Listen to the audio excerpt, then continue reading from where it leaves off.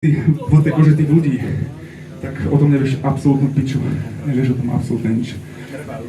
Ono sa to dialo už za tej vlny migrácie. Ono sa to dialo ešte predtým s Rómami, teraz sa to deje s našimi východnými susedmi. Nie je to dobré a tá závisť,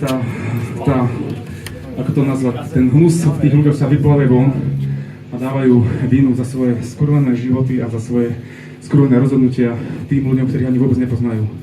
A to je ten shit. A to je ten shit v každom z nás. Ale sme boli pozitívni. Je Co to miluješ? Strašne veľa ľudí. Pekne hovorí, ne? Jo. Je to strašne veľa ľudí, ktorí to cítia úplne inak. A že sa na to pozerajú s tou vlnou empatie a lásky. A z tých ľudí si berte vzory. Z tých si bereme aj my vzory. Že si tu a veríme, že...